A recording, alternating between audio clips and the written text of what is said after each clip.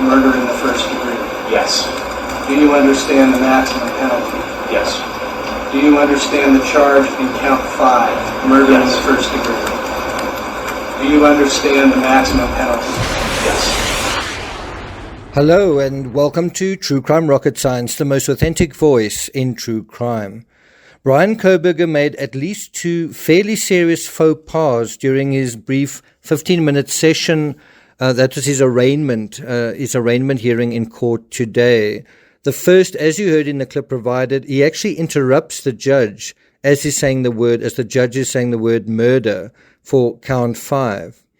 The second faux pas, well, I'm less sure about. I wasn't in court, but it seemed to occur at the end of the session when BRYAN wanted to leave the court. I think he was attempting to leave either before the judge had left the court or before the orderlies were ready. But you sort of seem hesitating. It does also look like that his hair's grown slightly, doesn't it? Since we last saw him. There didn't seem much interaction between KOHBERGER and his public defender, Ann Taylor, other than a quick, awkward blink and you'll miss it smile just before he sat down. Also, seemingly no greeting or acknowledgement of Taylor when the session was done and KOHBERGER got up to leave. It makes one wonder how well the two are getting along. And you notice this when you've been sitting in trial looking at Laurie Vallow and how warm she is to attorneys, how she engages with them constantly at the beginning, during the sessions, and at the end of it. And in comparison, you get very little of that from KOHBERGER. You kind of get the sense that he's quite a cold fish fellow. A lot is going on in his head. And I think it's a mistake to assume that he doesn't feel anything. The thing is, he just locks all of those feelings under the surface. One definitely gets a nervous vibe from him, watching his face and those big, wide, blinking eyes in profile. Personally, I'm surprised that he didn't respond, "Yes, Your Honor," in those numerous times that he says, "Yes, yes," and he does answer his words. When you hear him, he does sound quite assertive. He does sound quite confident. I don't know whether he looks so confident. In the courtrooms I've been in, it's typically decorum for people present to show respect to the court, which is why you stand when the judge enters. And in this case, the judge's name is Judge John Judge. Quite funny. One wonders whether his family name made him think about becoming a judge. Anyway, when the judge enters, you stand. When he leaves, you stand. You don't talk while in court. There's all of that respect. And so the way that BRYAN answers, just to me, is quite strange. Just to answer these questions with yes and nothing else, it felt awkward to me. I don't know what you think, but, that said, if it was a real issue, you'd imagine his defense lawyer would have or could have advised him otherwise. I heard also that KOHBERGER made eye contact with court TV reporter Chanley Painter. Not surprising if he did, but it shows, if he did, that he can't keep his eyes off attractive women, not even in a courtroom setting with the cameras streaming. And so in this episode, in this analysis, we want to ask the question, why did KOHBERGER elect to stay silent rather than enter a plea? It's kind of a legal question in a sense, right? Why elect to stay silent? Before we get to that, if you haven't subscribed to the channel, please do. If you're not already a subscriber, please consider subscribing to this channel. I've been to Moscow. I've sort of gone around the neighborhood. I've gone to his neighborhood. And, that definitely, I think, counts for something. I've driven around not only Moscow, but sort of further afield to Pullman and so on. If you're enjoying this episode, please like, share, leave a comment. You can also hit the thanks button. And let's get started. Bear in mind, we'll also be covering the trial on a daily basis when it starts in October. My guess is that KOHBERGER chose the option he chose in order to do what he's been trying to do all along. Try to impress people with the notion that he's smarter than they are. And you get a sense, just in the tone of his voice, that he seems quite confident in, do you understand this? Yes. Well, do you understand that? Yes. that is almost the way that he seems to feel that he can display his power. But I think there's also another possibility for why he may have remained silent.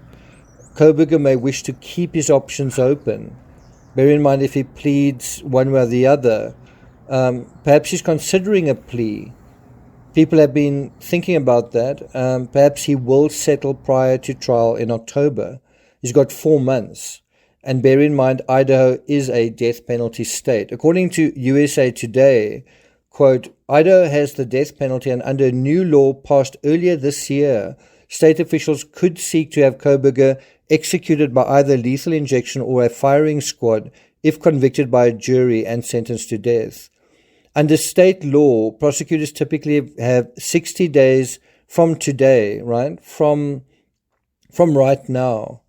Basically, within the next 2 months of the 4 months between now and the trial, to formally notify Kohberger if they plan to seek the death penalty. That's the end of the quoted section. What do you think should happen here? Should they seek the death penalty? Will they seek the death penalty? So perhaps Kohberger will decide how he intends to plea once he knows for certain what the state are going to do, whether or not they will pursue the death penalty against him. It can be a harder hurdle in a way. It can be a tougher bridge to cross in a sense. Sometimes it's easy to get the verdict, but harder to get the death penalty. You may have one juror holding out, right? Or a juror who in principle doesn't believe in it. If they don't ask for the death penalty, he might take that as a sign of weakness in their case as well. If they do, who knows what's going to happen. I still feel because Kohberger has this strong sense of proving how smart he is, I think he is going to take his chance in court, as this will be an ideal setting for him to show off in a sense. We may think murderers or murder suspects don't like the attention, and I don't feel Lori Vallow particularly wanted the attention she got in court, but I have a feeling Kohberger, who's felt like the invisible man for most of his life, will relish being at the center of high-profile proceedings. That's what I wrote in preparation for this, but watching him, he seems, although he sounds confident, he seems nervous and kind of uncomfortable, and he seemed to be able to not wait to get out of the courtroom. And that was the other faux pas. As I mentioned, he seemed to move towards the door before the orderlies were ready. Small things, but nevertheless makes you see that he seems to be a little nervous. You didn't really see that, I think, once in the Lori Vallow case, not while I was there. So the countdown starts for the trial starting in 4 months in early October. What's going to happen between now and then, we'll see.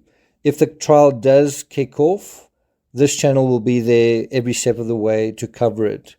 Thank you for listening. Oh, by the way, I will be doing a live stream on the Team Peachtree channel on Van Gogh letters and showing some of the photos I've been taking in Utah and around the country, around America. I'm in America right now. In fact, right now I'm in Boulder, Colorado. I also want to be just sharing some of my impressions of Boulder, as someone who's written quite a few books on the John Benet Ramsey case. Just arriving in Boulder yesterday was a kind of a strange, otherworldly, kind of spiritual experience. So I'm looking forward to sharing that with you guys as well. Thank you for listening, and I'll see you guys next time.